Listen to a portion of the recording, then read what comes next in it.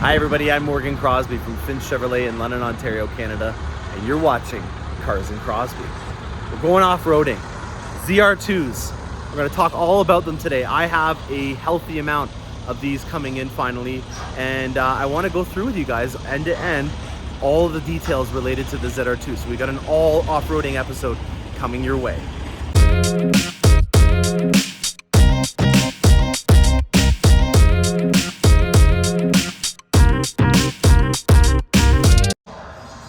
Oh my, we're going off-roading, guys. I see a ZR2, which can only mean one thing, guys. Yeehaw time is about to happen on the channel. Look at this. This is our first look at the underside of a ZR2. You get a full, nice machine face tire just like you do on the other. It's like a Jeep where you get 5 finished wheels. That's not bad. Check out the muffs on this thing though. This is quite different than what you normally have on one of our trucks. Just for reference here, guys, this is the muffler system or the exhaust system that we have on most of our vehicles. The cats are so far back in this thing. That's wild. Oh, that's interesting. So obviously the running boards are not on it yet. You can also see that there's underbody skid plates there as well, which is part of the ZR2 package. You can see the exhaust. See how flattened they have it right there? That's interesting. I don't think that I've ever seen on one of our vehicles. And then on the front, you got that a very aggressive front rake for ground clearance, and then more skid plates that are made out of steel on here as well. So that's the majority of the ZR2 package that you're getting your first look at on the side. We also got the new Wrangler Duratrax with this DuraWall technology, so that when you're rubbing up against a rock or something like that, you're not going to mess up your tire. We've got the locking diff in the front, which we'll show you as well, and then you obviously can lock the rear out. And then we have our beautiful Multimatic shocks, which you can kind of see in the front, but we'll get a better view of that later on as well. So we'll get this thing off the truck, we'll make sure it's all perfect in inspection, and then we will go through it in a full walk around. All right, truck time, guys. We got our ZR2 here in almost the same color as the Chevrolet Blue. This is Glacier Blue Metallic, and we got ourselves the ZR2 all ready to go. I'm excited about this review, guys. This is gonna be really, really fun because there's a lot of cool technology on this specific model. And believe it or not, we haven't got an AT4X in, but as I'm about to film this episode, there's an AT4X right there that's just on its way out, which is absolutely hilarious that it came at the exact same time. That is the GMC version of what this is over here, which is the ZR2. So ZR2 has been a nameplate that we've had for a while, and it usually is geared towards our off-roading variants. On this specific vehicle, the suspension is the most important thing, and I've got kind of jokingly it up on the curb here, but it's really going to be displaying one of the main reasons why this vehicle is going to be different from the rest of the high performance off-roading luxury not SUVs, trucks that you'll have on the market. This right here is an amazing piece of technology from a Canadian company called Multimatic. This is a dynamic spool valve suspension, and as you can see right here, there are multiple chambers for a shock in here.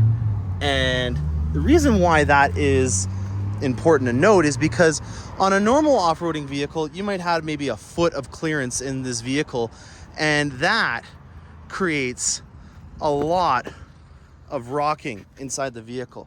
And when you've got a foot of clearance and you're doing this over every bump and turn, or you're making a corner and you've got all that give in the one side because you have a big floaty suspension, that might be great for off-roading, but let's be honest, if you're buying a truck like this that has leather interior, all that kind of stuff, are you off-roading every single day? Do you live out in the boonies and, you know, are you going to be jumping ditches every day to work? No, you're probably going to be 85 to 90% of the time in the city, and 10% or 5% of the time, just like with a Corvette, 95% of the time on the streets, 10% or 5% of the time on the track. So having said that, this suspension system in here doesn't have a full foot of play inside of here. What it does have though are multiple shocks that once you max out the one chamber, it goes on to the next one, meaning that you don't have a foot of play, you have about 6 inches of play. And once that is translated into a realistic scenario, like you going over a curb or something like that, the vehicle's not going to launch and get all tippy and everything like that every single time you go over a bump or something. It's going to have more of a ride that you would see on a normal high country or something like that, because this has got a full leather interior on it. It's got the brand new mid-cycle refresh interior, the full nice sunroof on here, landscape dash, all these new controls down here. This is a new interior. I think it's called Greystone is the name of the color, and I'm digging this yellow stitching that goes with it. It kind of reminds me of the yellow stitching that you can get on the Corvettes. But look at the size of this Bose speaker that you get too here, and you get the nice 01 kick plates down here and some nice mats. So you got yourself a fully loaded truck in either the AT4 or the Silverado. You've got a ride that you can have in the city where if it goes over a bump, you're not going to be jacked around and tossed around because of how much float is in a normal off-roading suspension. And then when it goes to being on an off-roading scenario, you're not going to have to worry about this thing not being able to handle itself. It has these brand new Wranglers that we have. I personally haven't tried them out yet, but the Durawall Duratrax Territory MTs is on this. Is a mudding tire is what they call this. We did take it up on the highway. It is not as loud as the Wrangler Duratrax that is normally on the Trail Boss and the AT4. So I am happy to note that, you know, in a highway scenario, you're not going to have to worry about this thing being really obnoxious. And I think that's the biggest thing that I'm trying to point out is that, let's be honest, if you're buying one of these vehicles, you're not going to be opening up a Baja racing team to start working on the weekends with. You're going to want to have the best of both worlds. And I think that all the other major truck companies have put an emphasis on the off-roading variant too much, and they need to make sure that they take care of what 90% of the vehicle use is, which is daily driving.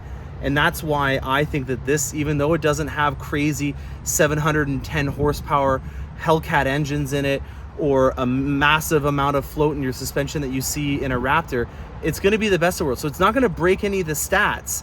But in terms of the things that actually make you want to get out there and spend your money on a vehicle, I think you're going to find that this is the healthy balance, or the Goldilocks of the performance off-roading luxury truck market.